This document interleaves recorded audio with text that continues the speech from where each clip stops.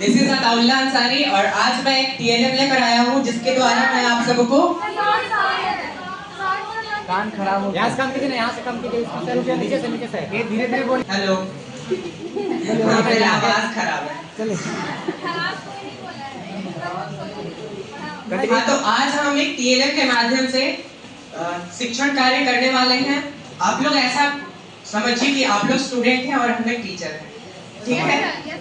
समझ में आया। तो आज का हमारा टॉपिक है पार्ट्स ऑफ प्लांट।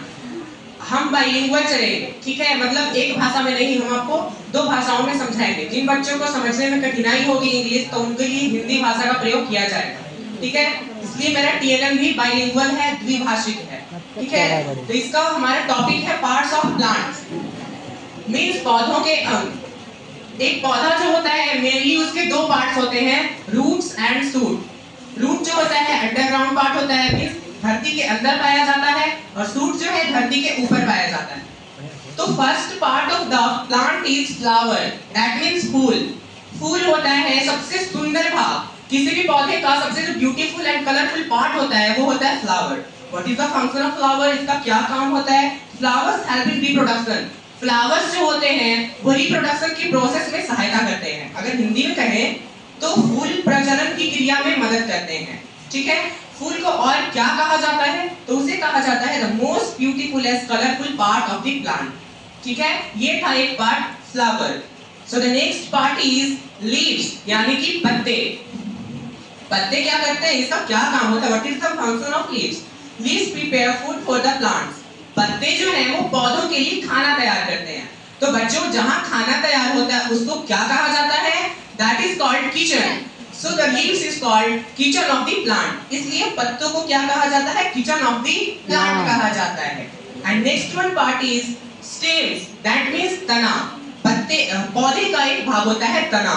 ये क्या करता है? Stem support the plants to stand up.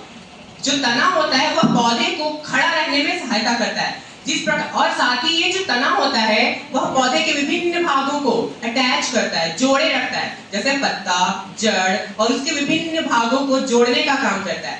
तो इसलिए इसको क्या कहा जाता है? बैकबोन। जैसे कि हमारे बॉडी में सभी पार्ट को जोड़ने का काम करता है बैकबोन हमारा बीच से, इसलिए इसको क्या कहा जाता है? रीढ़ कहा जाता है। तो stems is called the backbone of the plant. Stem को क्या कहा जाता है? रीढ़ कहा जाता है पौधे की। And last one part is the roots, यानी कि जड़ें।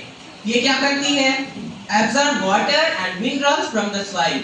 यह मिट्टी से जल और खनिज लवण को अवशोषित करने का कार्य करती है ताकि पत्ते तक वो पहुंचकर और उसके लिए खाना बन सके, ठीक है? और इसको कहा किया जाता है जड़ को? तो जड़ को कहा जाता है पार्ट अंडर द ग्राउंड, यानी कि ये पार्ट ऐसा होता है जड़ जो कि जमीन के अंदर पाया जाता है। बाकी जितने भी पार्ट्स हमने पढ़े वो सब जमीन के ऊपर का पार्ट था, दैट इज कॉल्ड शूट।